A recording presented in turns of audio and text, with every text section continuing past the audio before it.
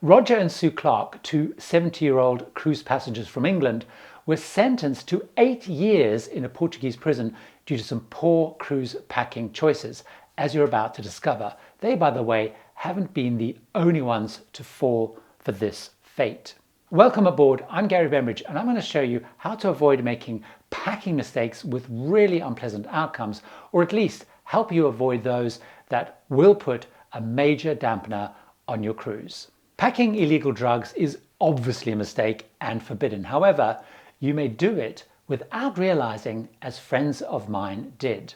Some passengers have tried to use a cruise to smuggle large quantities of drugs for profit. The Clarks I mentioned had cocaine with a street value of almost $1.5 million in their suitcases on their cruise from the Caribbean to Europe.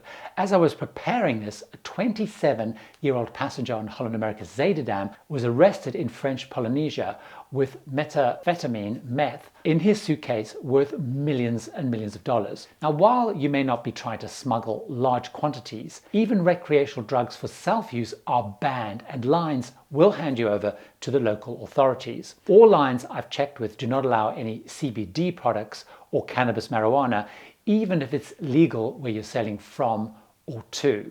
However, it hadn't crossed my mind that some over-the-counter and prescription drugs that we freely use in the US, UK, Canada, and so on are actually illegal in several cruise destinations. Now, I discovered this on a Queen Mary 2 cruise to Dubai, where many of these everyday drugs are illegal, including anything with codeine. Even household products like Tylenol, arthritis pain capulets are actually banned there.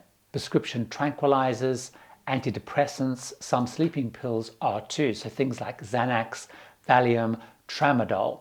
When friends of mine cruised to Japan, they hit issues there. They found some inhalers, allergy and sinus medications are illegal in Japan. Products with codeine are also prohibited, and even brands like Actifed, Sudafed and Vicks inhalers that they had packed were actually illegal. So when packing for your cruise, especially beyond North America and Europe, check if you can take your prescription or even over-the-counter drugs into that country, particularly if you're disembarking there and going to be entering the country with your baggage. With my prescription drugs, I keep them in the original packaging, and I take a copy of the prescription or a letter from my doctor. I also check how many prescription drugs I'm allowed to take into the country, because some also restrict how much you can bring in. A mistake that could see you refused boarding emerged post-COVID shutdown that I also want to talk about. If you've not packed whatever the current boarding protocol documents, which could be proof of vaccine, test results, insurance, and so on,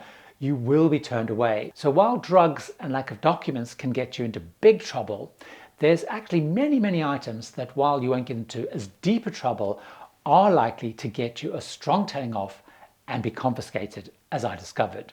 The most common item to be confiscated are extension cords. Cruise lines will not allow extension cords with surge protectors, and that's because of how the electricity systems work on board. If you do want an extension cord to charge your devices, do what I do and pack a multi-port plug adapter instead. Or if you are going to bring in an extension cord, make sure it has no surge protector. Another common item confiscated is anything with heating elements. The exception on most cruise lines, by the way, is a hairdryer or curling tongs. However, anything else with a heating element you can't bring. That includes kettles, coffee makers, hot plates, heated blankets, and even baby bottle sterilizers and warmers, even on Disney Cruise Line. You have to work with your cabin steward if you need to do things like heating baby bottles. Fire is the biggest fear at sea, and so anything with a naked flame is also banned. Lines, for example, they use those little battery-powered candles you'll see in their restaurants. So leave actual candles and incense burners at home. Another common packing mistake is alcohol. Each cruise line has their own rule on how much alcohol and even soft drinks that you can pack in your luggage and bring on board. They will confiscate any excess, including anything that you buy in port.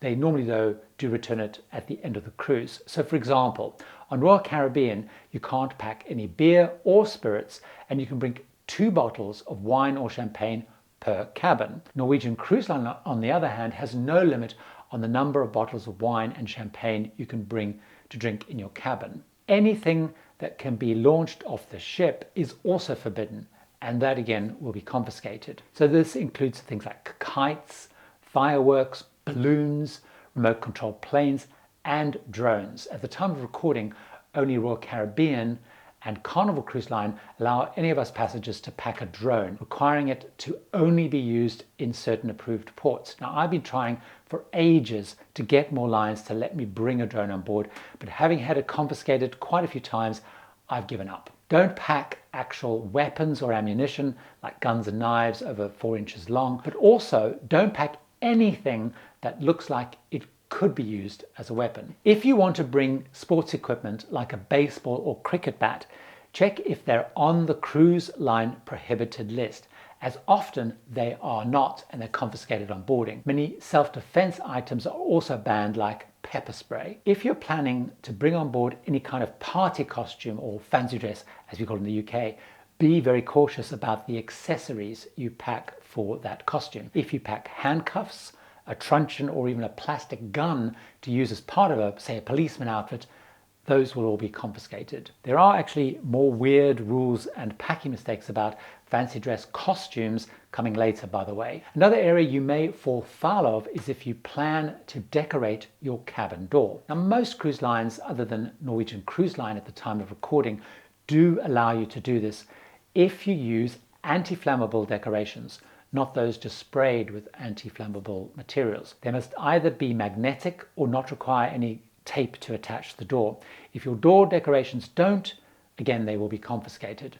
Devices to zoom around the ship are also prohibited. So these include things like those trendy electric scooters, hoverboards, electric powered skateboards, and even shoes with wheels are banned on pretty much every single cruise line. Now, of course, mobility scooters, they are allowed, but they have different requirements by line, so check if your particular mobility scooter is allowed. Some lines will allow folding bikes and traditional skateboards, but often they have restrictions on where they can be stored. So, for example, you might have to leave them with security and only get them when you head out in a port. When it comes to self-entertainment items, you can bring some of these on board, but if you misuse them, again, they'll be confiscated. Most lines allow musical instruments. However, you can only play them within your cabin, not out on your balcony and in the public areas. And if they get complaints about your playing, it'll be confiscated and removed. You can also, by the way, pack and bring wireless speakers, but again, you can only use them in your cabin. If you use them out on the balcony or in public areas like the pool, you'll get into trouble and again, they'll take them away. You can't, by the way, pack game consoles like Xbox and Nintendo to plug into the television. Again, they'll take them away when your baggage is screened. Now, most lines actually say that their televisions have been disabled to not allow you to plug those in, but I haven't checked that. While all of these are items that are likely to get you telling off and be confiscated, there are still other packing mistakes that, while they may not get you into trouble, could have a big downer effect on your cruise, again, as I found out. Not traveling and packing a passport, particularly if you're cruising in the Caribbean out of the USA where it's possible, is, in my view, a big packing mistake. This was brought home to almost 4,000 Norwegian escape guests on a Caribbean cruise out of Port Canaveral, Florida, when the ship grounded, leaving the Dominican Republic, and they all had to disembark to be flown home. It became an absolute nightmare for many of those who had not packed a passport. It required much longer delays because the US Embassy had to try and process temporary ones so they could get home. Don't make the mistake of packing valuable or sentimental items in your check-in bags either. Cruise lines prefer check-in bags to be unlocked to enable them when you check them in, because if they identify any contraband or suspicious items, it makes it easy for them to check your bags. It does mean if you have anything valuable, you're at risk, because they take no responsibility and will not compensate you for any lost or damaged items. I got a message recently from a passenger who was adamant that their costly drone had disappeared from their check-in bag. It was on a Carnival cruise because they were allowed to bring them. He had no recourse with the cruise line, who actually completely denied it and refused to even discuss any form of compensation. So when I go on board a cruise, I have everything that is of value to me in my carry-on: money, passports, medication, laptop, and in my case, my cameras, but it may be whatever it is for you. Although it's the topic of a whole video, there are a couple of clothes packing mistakes that I just want to highlight here. First of all, not paying attention to the dress code, and that will cause problems on board, because, for example, you go on Cunard and you need a jacket even on casual nights, for example. Secondly, packing clothes that are not allowed in any country you're cruising to. For example, some Caribbean islands do not allow passengers, or in fact residents, to wear camouflage clothes. In others, for example, you have to cover your shoulders and your knees fully to be able to visit some of the sites. The third area is not bringing the right outfits for any theme nights and ending up missing out. So I made a mistake, for example, on my last Azamara cruise by not packing white clothes, and I felt really left out and really stood out because I was literally the only person not in white on the White Night party event.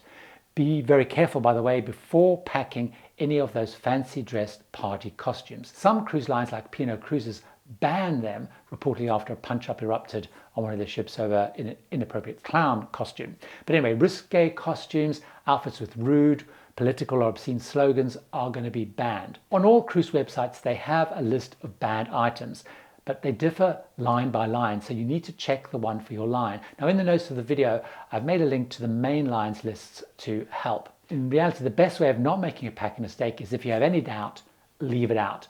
Now, if you want to know more packing tips, watch this video of 21 unusual but essential things to pack, including the one thing that I never thought I'd ever use on a cruise, but I now use every single time.